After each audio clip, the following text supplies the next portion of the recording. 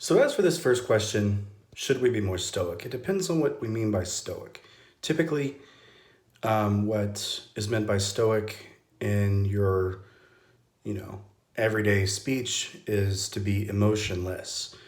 And the image of a stoic is a kind of disciplined, austere soldier. That's why Stoicism has actually attracted a lot of people of that bent. There's a kind of masculine strain stemming from a certain shallow reading of the Roman Stoics. That's especially Marcus Aurelius and Seneca, and I guess to a lesser degree Epictetus. The Stoicism is not really at all about getting rid of emotion. It's actually about something more complicated that has to do with learning how emotions work and how they guide us and how they structure who we are and our sense of self.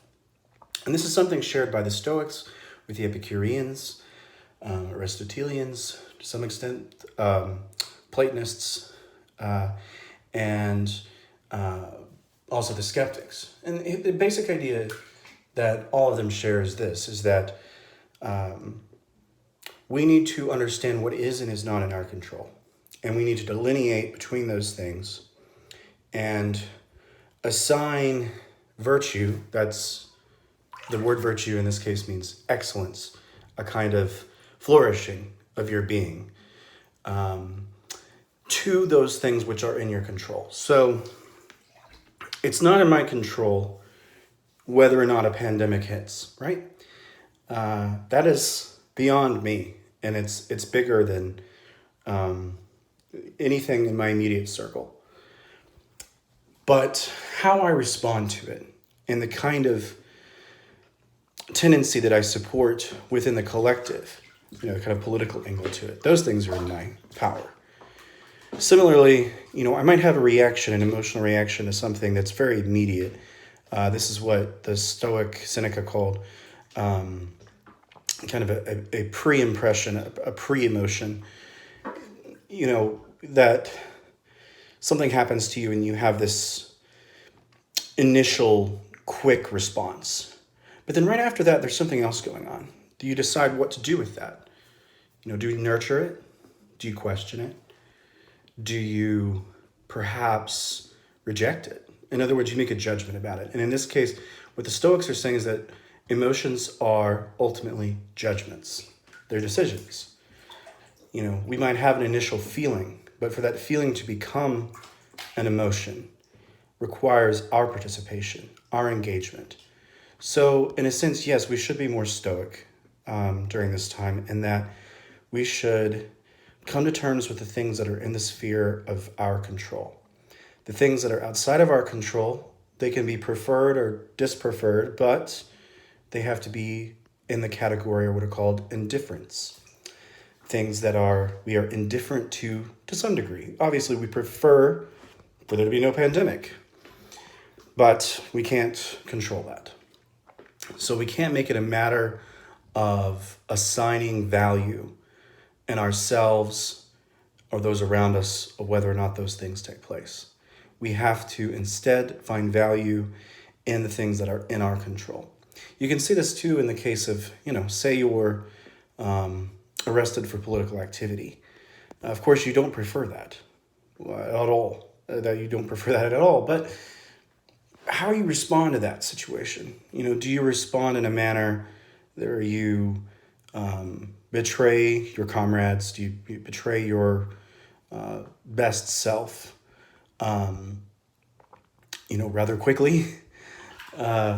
Or do you kind of see that moment as a moment to really realize your values, to really make them concrete? And I think that's ultimately, for me, what being a Stoic is. And this is a little less academic, philosophical. This is kind of personal, the way I'm approaching this question.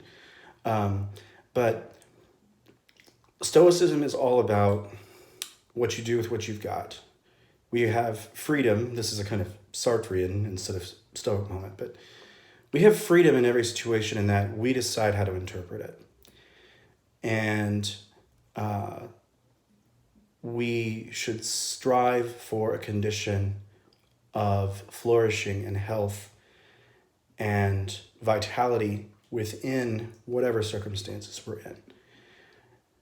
In that sense, yes, we should be more stoic.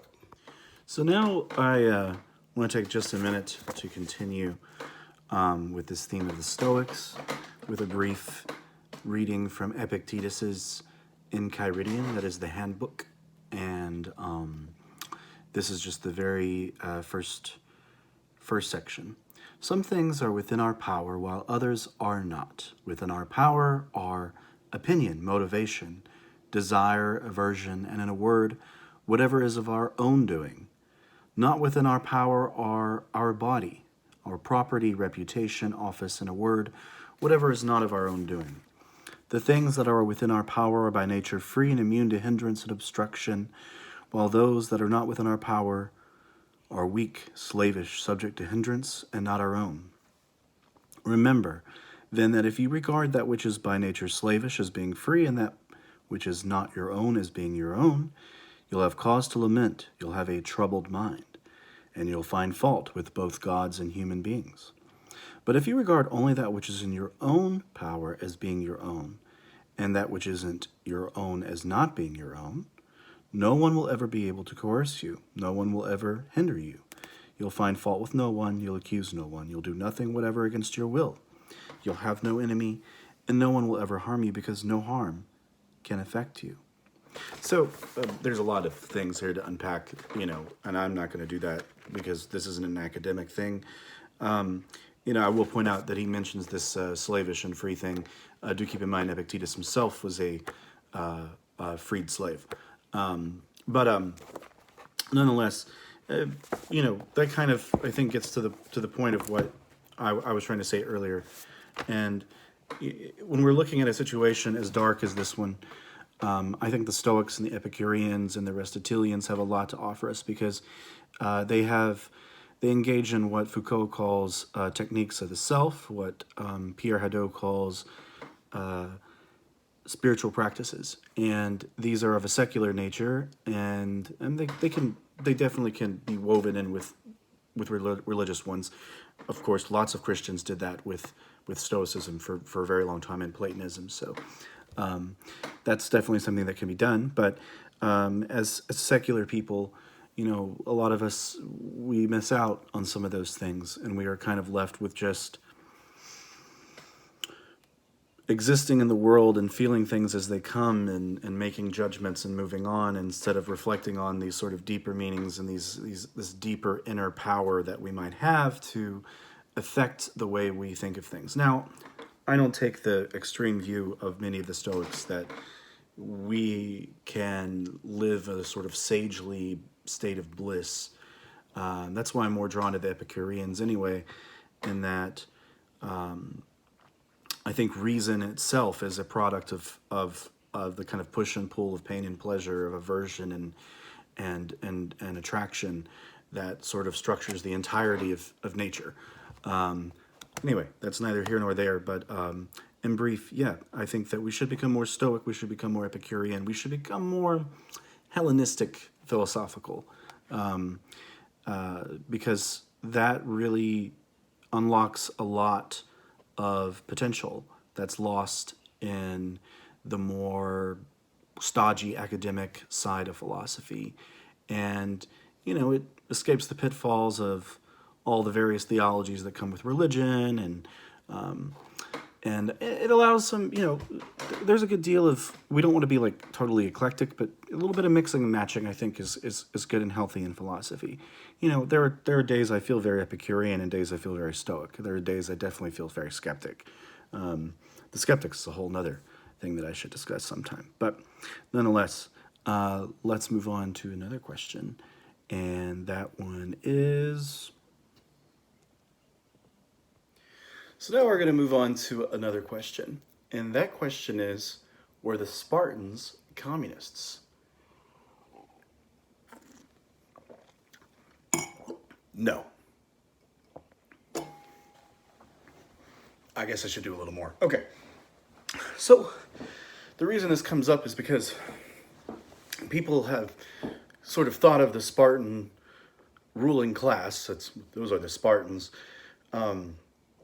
as a paradigm of communist behavior since ancient times. Plato himself seems to have done this, and partly some of the relations of the guardians in the Republic are modeled on the Spartan model. And it's basically this: within the aristocratic class of the Spartans, there, was not, they were forbidden any kind of commerce or, money of any sort. And the land owning was not the kind of hierarchical, differentiated system that you found in other Greek city-states and other ancient societies. The workforce in Spartan society were called helots. And these included Laconian helots and Messenian helots. And these were essentially enserfed people. What are enserfed people? Well, they're serfs. Serfs are tied to the land, but otherwise have a degree of autonomy over their lives, in that they have they have their own communities, but those communities are ruled over by an external force. And they are compelled by force to yield up a certain amount of their product, the food they grew, to another people. In this case, the aristocrats, the Spartans, who lived a intensely militaristic and disciplined life that extended in radical ways down to the household in a manner that was really peculiar for the ancient world, for anyone. I mean, it's a really strange society, and a lot of people have taken note of that. For one thing, it was made possible by some act of conquest. The Messenians may have, developed their own city-state, like Athens or Corinth or something like that, but they were conquered by the Spartans, and they became the driving force for Spartan, that allowed Spartan society to function as it did. And so when I say aristocratic, they're aristocratic in a very different sense. They're kind of bare bones aristocratic. They formally can be described as aristocratic because it's a hereditary ruling class dependent upon the labor of a freeholding peasant or serf or other kind of peasant population, in this case serfs, the helots. But then again, within them, they did operate in ways that made later people consider them to be communistic, lack of private property, or at least meaningful holding of private property. They had households and land and so on. But the serfs were not owned by them as individuals. They were owned by the state. They were essentially state serfs. So, again, very peculiar model. It ended in revolt and eventually the Spartan model did not work for a variety of reasons, but one of the biggest ones was reproducing that aristocracy. It's an intense, rigorous, and violent military kind of existence. It didn't do much for them in the long run in terms of maintaining their numbers. Keep in mind the degree of this intense combat that they engaged in as a sort of mental exercise of day-to-day life. Every year, the Spartan ruling class would formally declare war on the helots. I mean, what's another ruling class that you can think of that declares war on an annual basis, literal war, on its laboring population? It's fantastically interesting and evil and not communist.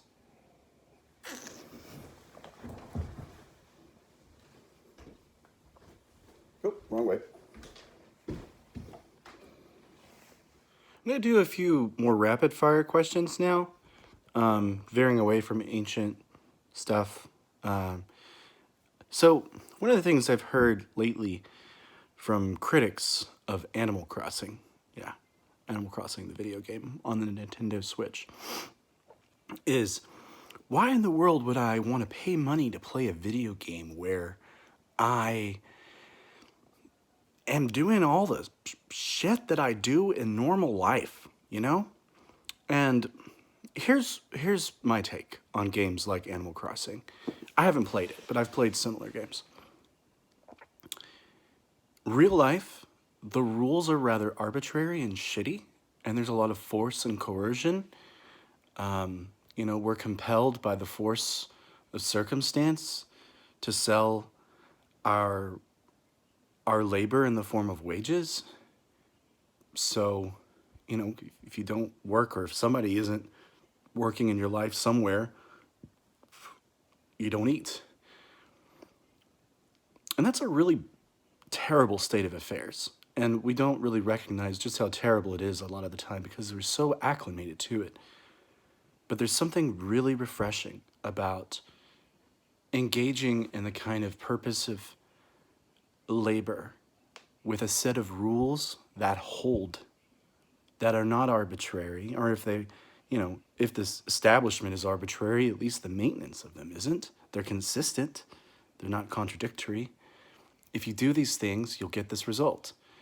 If you work on this island and build up some stuff, you're going to have some nice looking stuff. And it's not going to disappear in an economic crash. There's not going to be a financial crisis. So that, I think, is a major, major reason why things like Animal Crossing are appealing to people. Because we can engage in these things in a kind of therapeutic way, in a manner that doesn't suck our soul out, allows us to be creative and intentional, and to see results that are a consequence of our actions.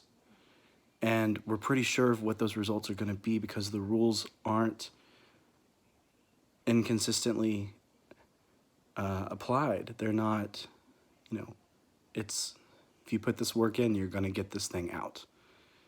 And often it's comforting because real life isn't like that, because of the alienation of work under capitalism isn't like that, to be able to do that.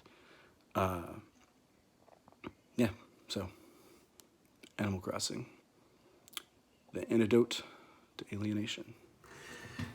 Next question is, what is my favorite Godzilla movie and why is it 1984? Let's be a little more accurate here. It's not Godzilla 1984. It's Godzilla 1985, Return of Godzilla, made in 1984, is the Japanese version. I love the American version, the American cut with Raymond Burr, reprising his role as Steve Martin, journalist from America. We also have the famous Dr. Pepper, and none of you know what I'm talking about, and I probably turned the video off at this point, but give me a second, all right? That's just for the Godzilla fans, the reference to Dr. Pepper and Steve Martin. This movie, Godzilla 1985, or Return of Godzilla 1984, was a film which came after a 9-year hiatus in the Godzilla series. And it restored the sense of Godzilla as this terrifying monster. It's the first film where we see him devour a nuclear power plant. We are given a reason for him. He was created by atomic power, a sort of accident, byproduct of our pushing past the limits of the natural world. And now he feeds on this thing as a sort of, bad infinity forever. And that scene of him absorbing the radiation from a nuclear power plant, it's just beautiful. And all these other scenes in the film are really powerful. His roar is particularly, it doesn't have that screech sound as much. It's more of a deep, like a roar, okay? Not that screechy sound. So there's a lot of destruction and death and we see him again as a kind of monstrous evil. Also, the way it's shot, there's just a lot of scenes that really give the illusion of Godzilla's size really sticks in a way that you don't get in a lot of the films that came before or after. Really not until, I mean, in my opinion, it's not until the modern era that we really get a sense of Godzilla's scale in films like the legendary films and Shin Godzilla. So that's, there's a lot of reasons why. There's also the Cold War angle. I mean, one of the things in Return of Godzilla, the Soviet Union is, they accidentally fire a nuclear missile at Tokyo when Godzilla gets there. It's a long story of how that happens, but there's this kind of heroic moment of a Soviet sailor trying to stop the bomb, all right? In the American cut, they make that intentional, and they dub over the voice. So they make this Soviet hero, or almost hero, in the Japanese version, into the villain of the American version. Masterful.